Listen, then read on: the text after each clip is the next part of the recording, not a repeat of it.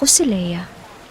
Bago pa magliwanag ang umaga, nakatakda na kung hanggang saan lang ako maaaring mangarap.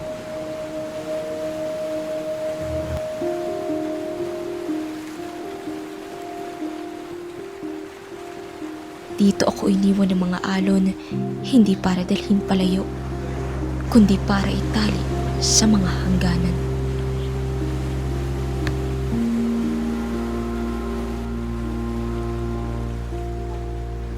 Tinuruan akong mag-ayos ng lambat para sa huli ng iba, habang ako ang unti-unting inihahanda para sa sarili kong pagkakabihag.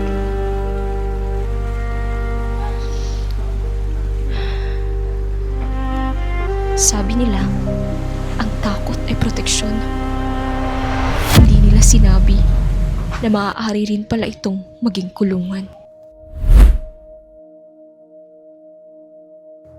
Sa bawat umaga, sinisikatan ako ng parehong araw.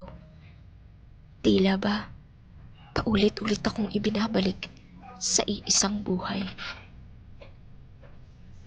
At sa bawat araw, isinasabuhay ko muli ang kapalarang hindi ko pinili.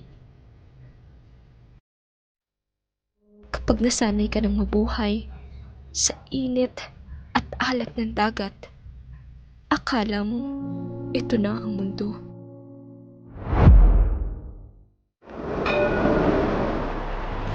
Naglalako ako ng isda, pero ang totoo, ako ang inilalako ng takot.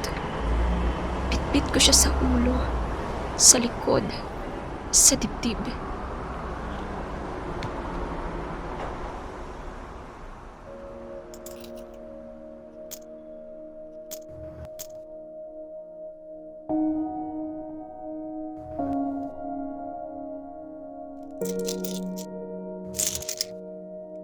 Sinabi ko sa sarili ko, sapat na ito. Dahil mas madaling tanggapin ang kulang kaysa amining may hinahanap ka pang iba.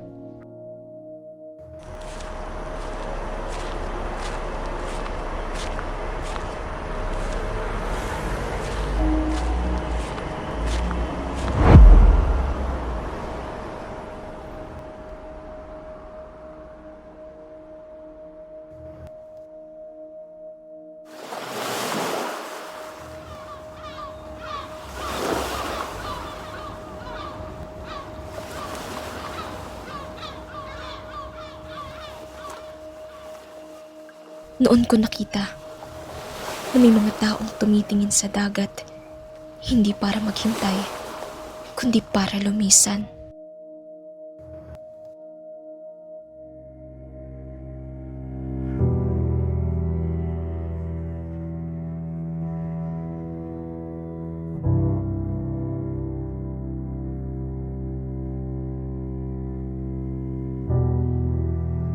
Doon ko inamin sa sarili ko, hindi pala maliit ang pangarap ko. Pinili ko lang itong paliitin para hindi masaktan kapag hindi ko ito naabot.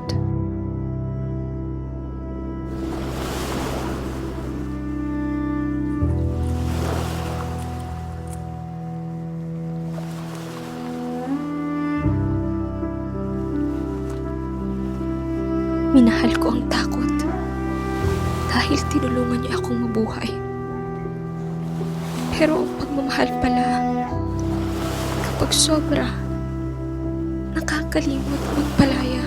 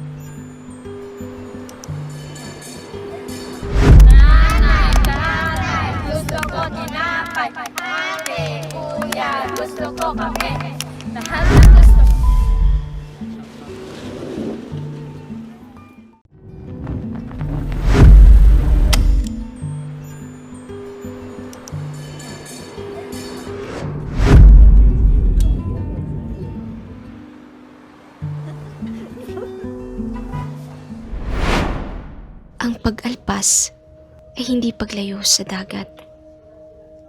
Minsan, ito ang lakas ng loob na tanggapin na hindi doon nagtatapos ang buhay. Matagal kong inakala na ang hangganan ng tubig ay hangganan ko rin, na ang takot ang huling pangpang na maaari kong maging sandigan. Pero ang dagat ay hindi itinakdang maging kulungan. Isa lamang itong simula.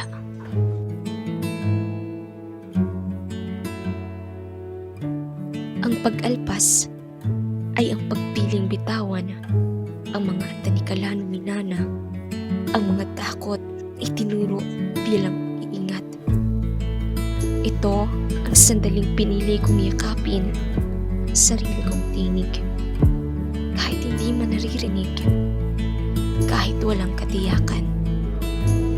Mas malawak ang mundo kaysa sa dagat na minsang naging hangganan ng buhay ko.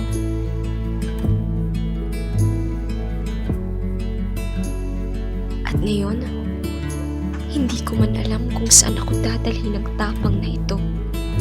Handa na akong tahakin ang daan patungo sa liwanag sa kapila ng pampang.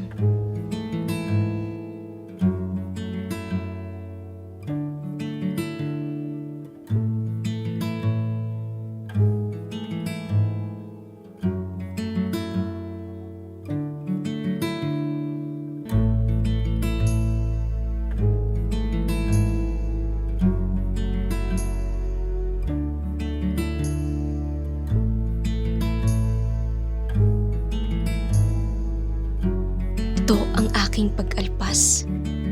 Ito ang aking simula. Patuloy na hakbang